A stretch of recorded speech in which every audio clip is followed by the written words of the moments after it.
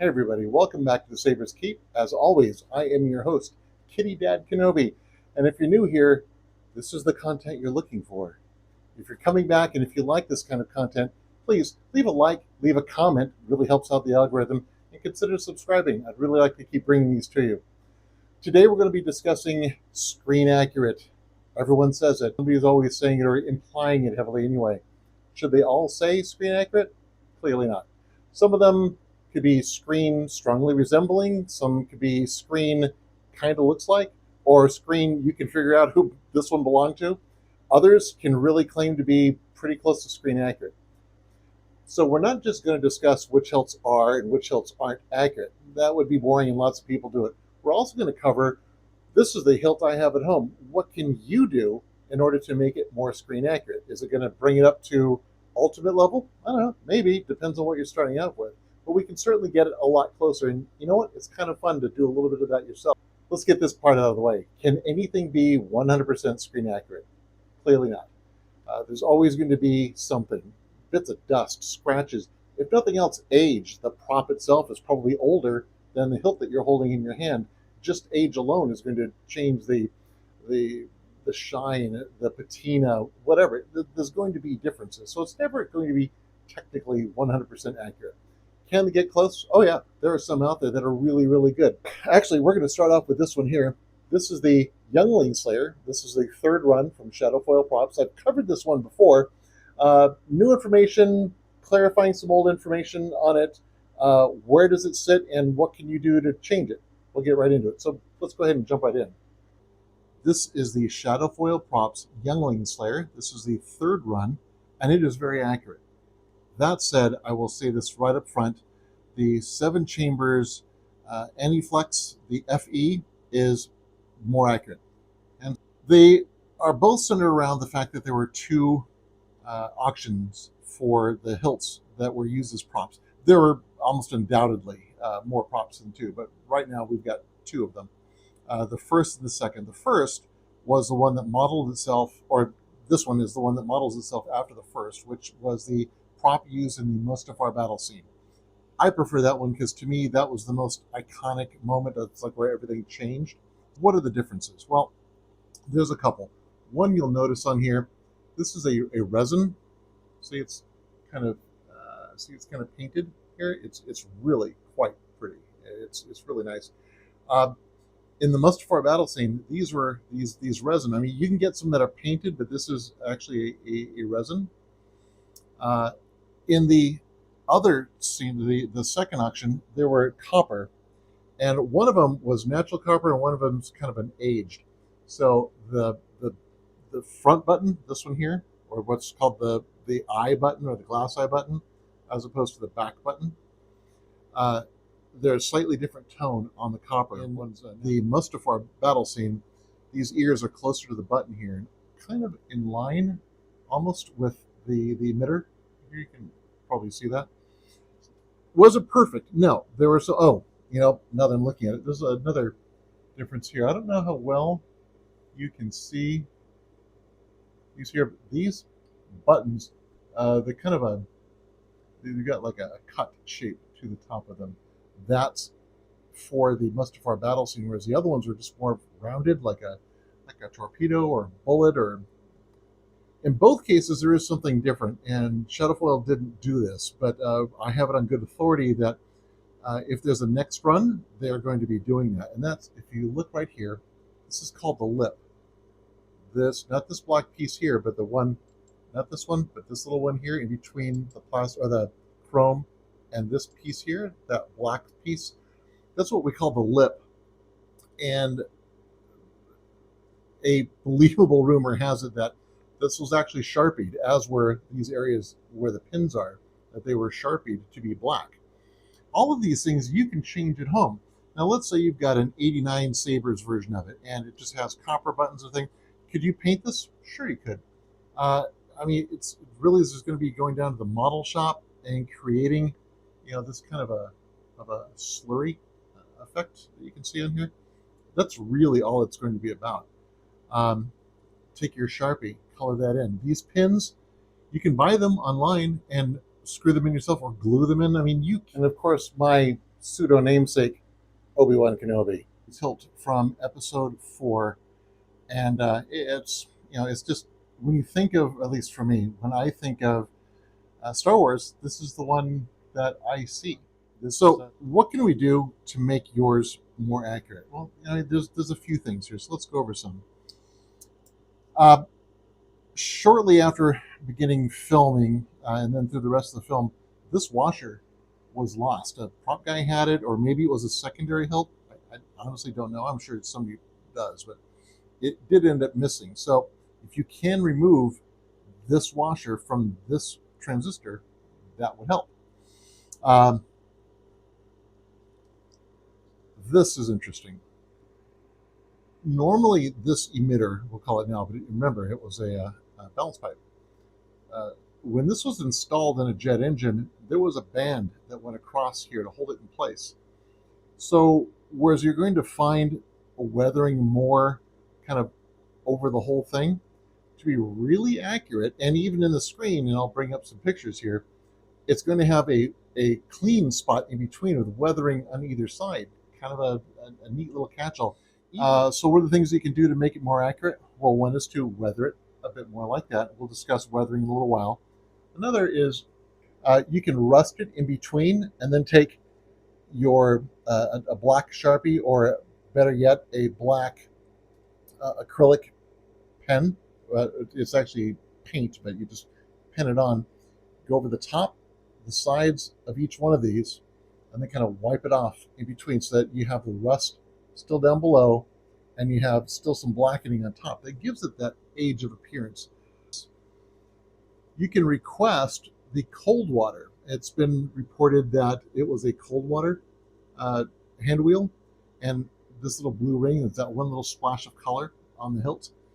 Now I've heard it said, and it was written that they're aware that it was a cold water and this big C on there, so they took that off. Oh, you can actually see the name Armitage Shanks right there. They took that portion off. I don't know that that's the case. I haven't seen photos like that. I'm not saying yes or no. I haven't seen photos like that. These bubble cards, Wanawanga has these, and they are fantastic. The screen accurate ones overhang just slightly the clamp card. This is one that came directly from Roman Props, but the original one, the one that's from the film, will overhang the clamp card just a little bit, and the same is true for the A New Hope Graflex. Or actually, let's take a look at that one right now.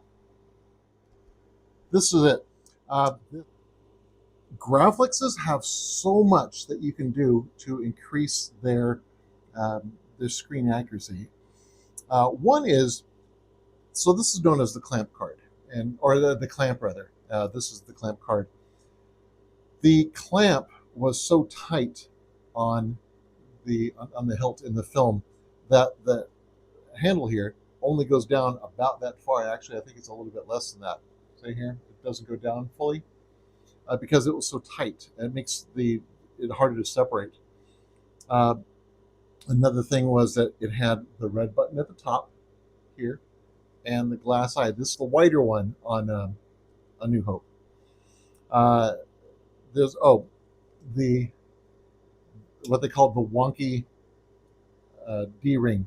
Graflex shop is fantastic. They use really good pieces, components that are strikingly vintage. So one of the things they have is this piece here. So there was no unit like this on the bottom of the pommel. You'll notice that there's some venting in here. This is for sound effects to come out. More accurate is the no patent, or non-patent, I guess they could call it, lower section. And you can buy that just like that, the no patent lower section. You can get this unit from the Graflex shop. You can also get it from Wanawanga, I believe. You'll have to rivet it in yourself, but a pop rivet gun is super cheap. I just change out the handle. When I want to swing this thing around, I just change out the handle, put this one on, and the sound vents out pretty nicely. This particular pommel section or lower section comes from KR Sabers. And Call there will sell you this section here with the hilt kit. So you'll want to rivet this on. And then very recently, they found these. Very recently, they found these little rivets here. And from my understanding, it was just like somebody had some pictures and they happened to notice, hey, what the heck is that? So here it is. The bigger set here are 3 millimeters. The smaller set is 2.4 millimeters. These are easy to get. These are a little bit harder to find in the wild, but certainly doable. You can also buy them in a kit from, also again, I believe Wanawanga, I think maybe Sloth Furnace, definitely the Graphics shop, and then you have these. That was a fairly recent discovery, so I've added these to both the sound vented section and the one that's not. So let's go over it again. What can you do to make your A New Hope more screen accurate? One, if you don't have the wider glass eye, get the glass eye from Roman Props or the Graphics shop, and you can screw that in. Another thing is to tighten your clamp card a little bit more. Get the, which there's no cost to that, and then the bubble card here. You can get these from Wanawanga, and theirs is very good. It is an exact duplicate of the Electra, and you can slide that in here. Here's something else. See these numbers here? You see those? Let me see if I can get that to... There we go. Those numbers. When Roger Christian, who was the one who put he's the prop master, when he put these sabers together, he just kind of went out. No one knew what a saber looked like. There was some, when Roger Christian went out and bought these, he just went into town, went to some shops, grabbed these Graflexes. This comes from Roman Props, this piece here. So when Roger Christian was buying these, apparently some of them were from the RAF, the Royal Air Force, and this was one of them. And so you can buy these, this little metallic bar that goes on either side that this threads through and screws together. The whole kit, which includes these and the wonky D-ring, you can buy that kit for about $60. So you've got a $250, $350 hilt. Empty, it's even less. You know, another $60, and you hyper-accurized your A New Hope for, you know, relatively no money at all. Okay, so not a whole lot of time on this, but this is the Graflex used for Empire Strikes Back. There are some differences. Some of you are going to right away point at the fact that I still have what's called the beer tab on here. You can see it right here. While it is true that the props, the hero props throughout the movie did not have the beer tab on here, in the Wampa Cave, you remember the stunt used for that, and in the case of Empire Strikes Back, the stunt used in the Wampa Cave scene, that the beer tab was in fact on the stunt in the Wampa Cave scene. I've chosen to design this to look like the Wampa Cave scene, and yes, it is the hero version, but I'm paying homage to the stunt, or yeah, to the stunt, and just that whole battle scene. So the major differences is you'll notice where it said Graflex on the other one. This was covered by Mylar tape, half-inch Mylar chrome tape that went over the word Graflex on there. Tucks in under each side here. You'll notice that the bar here no longer has the RAF emblem on there. You'll also notice that the Fulmer glass eye is gone, and a button like this one has been placed here. I don't know why, but that was the case. A couple other differences. One is the bubble card is gone, and this PCB was put in. It's referred to as the Otis card, the Otis like Otis elevator. In the Wampa Cave scene, there's silver solder at the top. This is an edge type, you know, that you plug in like a flat grooved one that would slide into its place. It's gold here, but there's silver solder at the top, and it's on both sides. Wanawanga, I believe Sloth Furnace has them also, and I think the Graphics shop has a version of these too. So personal. Oh, and then we also have the addition of the Kobold. This is from a similar piece of apparatus. This is the Kobold, and it was riveted into place with the D-ring on it. So that was changed instead of the wonky D-ring from before. This one was in its place. In Norway, where some of this was filmed, these are silver. However, in all the The rest of the film, and certainly in the studio, they're all black. Likely, at least in my opinion, just because this is the way things work. They're probably going over what they call the dailies or something, and they notice, wow, those things really catch the eye, and it's not very other galaxy-ish. So let's go ahead and color these in. Now, were they sharpied, or did they just find black ones and drop some paint on them? I don't know. I'm sure one of you out there does. I don't know. Again, a little bit of weathering here, a little tiny bit in here. I mean, it was stuck in the snow. There's elements that were weathered. So I've done a slight bit, just a slight bit of weathering to kind of darken this up. You'll notice I've got some of the finish off here. So it looks, it looks shiny. It looks like the original, but there's a little bit of use when you're looking at them on the wall. Oh wow, look, there's a New Hope. It's shiny and new. This is a couple of years later, and so on. So a little bit of license in there. Those are really the major differences. Uh, if you're going to look at accuracy, those are the things you look at. Again, do you want the beer tab on or off? I would suggest off in most cases, unless you really like the Wampa Cave scene, as I do. The card, get rid of the cheap card that comes with the 89, or the wrong card that comes with an LGT or whatever, and get the, even if you get like a KR or something like that, unless it comes with like the Wanawanga or the Sloth Furnace cards, get rid of it. Get the new card, slide it in there. It'd be better for it. The Mylar tape is Mylar tape. This is practically pennies. This is under $20. The button, again, under $20. These probably about $25-$30, I think, for a set, something like that. A Kobold, probably 15 or less. I mean, it doesn't take much, and you can really change the look of your hilt and make it more screen accurate. You knew we had to come out, right? Vader. So this is the Vader hilt from, in fact, it's the one he's holding here. It's the one from Empire Strikes Back.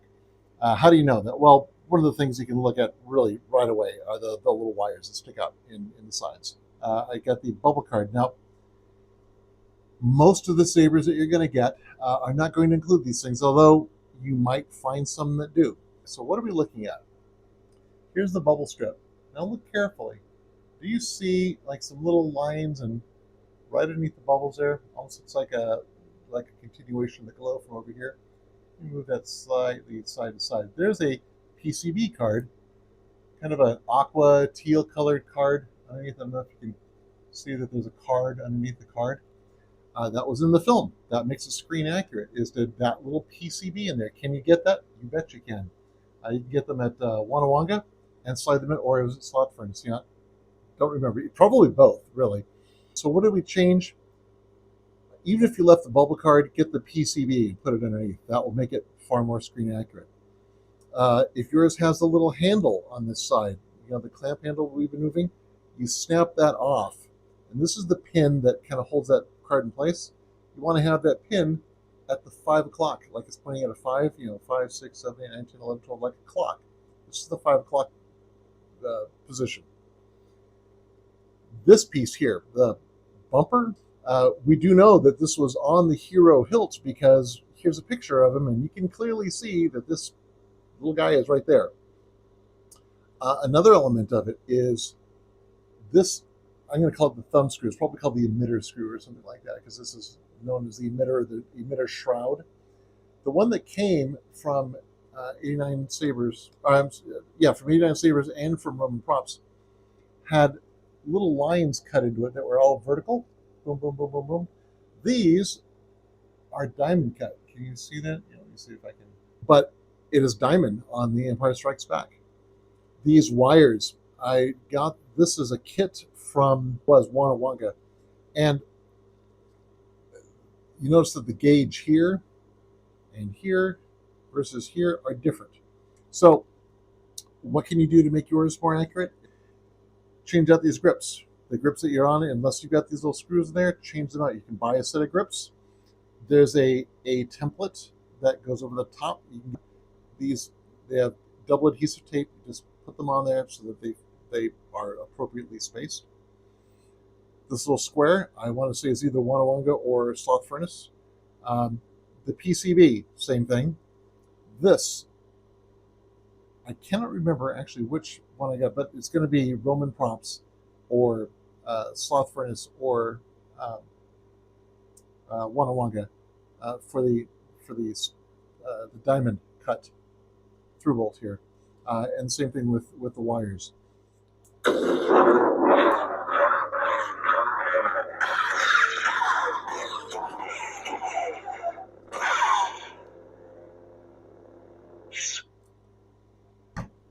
Cal Kestis, baby. Look at this guy.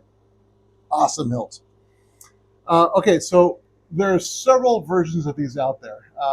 This is the one made by KR Sabers. This is the Kestis. This portion of it is the Kestis.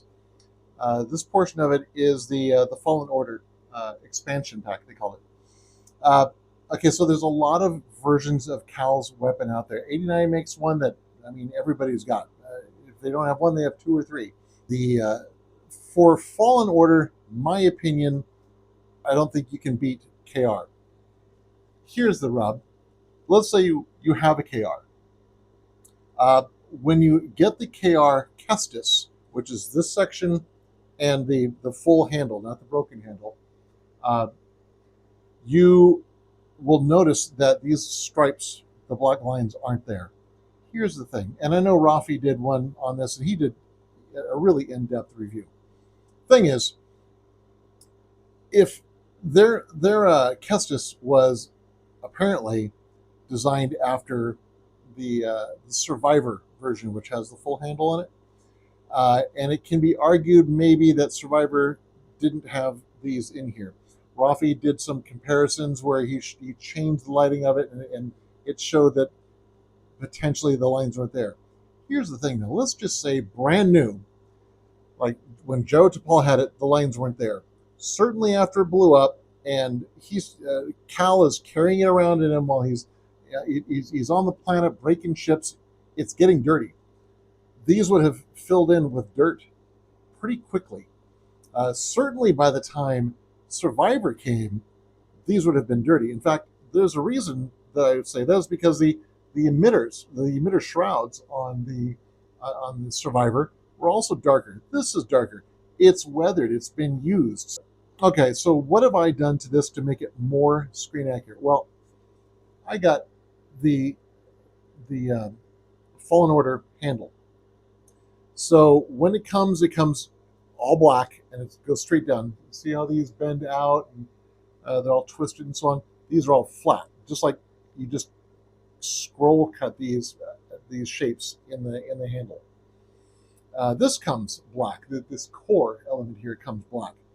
Now, if you look at the poster, and I'll put up a picture here, and you look at some of the various other versions of it out there, including some snapshots from the game, this is a silver or a more of a light-colored metal appearance. This is not completely rusted out. Most of the Fallen Order hilts have this rusted out, just nothing but a rusted. What can you do with yours? Let's say you've got the 89 Saber, which is significantly less expensive than going this route. Not quite as accurate, just to be honest, not quite as accurate, but in general terms, what can you do to make your 89 Sabers look more like the KR? Well, on the 89 Sabers, this is actually metal. Here it's a nylon, or printed out anyway. You can heat this with like a camp stove. It's aluminum. It heats pretty quickly. And once it's heated, slowly bend these out. Get the poster. Look at the one I'm putting up right now. See how these bend out. Look, notice how this one goes out and then curves back in again. Notice that there's a flare on all these, almost like a skirt dancing in the breeze.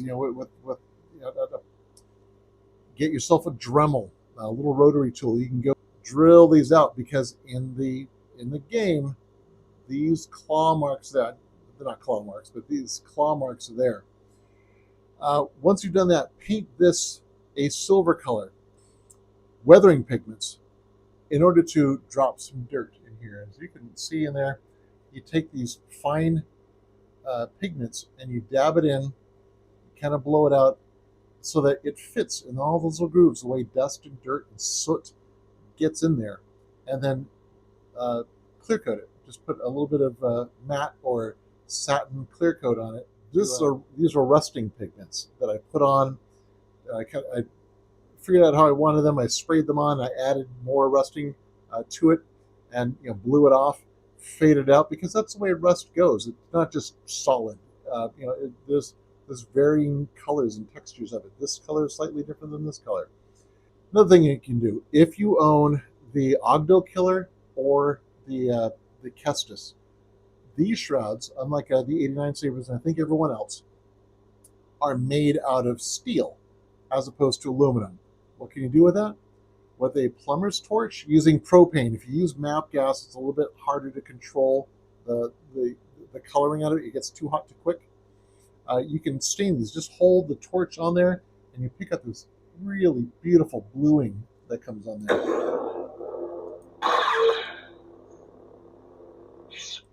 Sorry about that. You can pick up the bluing that's on there. If you have the aluminum, like with the 89 Sabers, you can use an airbrush and some transparent acrylics on here to give it a similar look. So again, recapping, what can we do? Well, if you have the KR or you have the Ogdo Killer, you can use a plumber's torch to get the staining in here, and then a little bit of clear coat. Make sure to color in your little detail in here. The handle, give it a little bit of black shot, maybe a little bit of a mottled gray.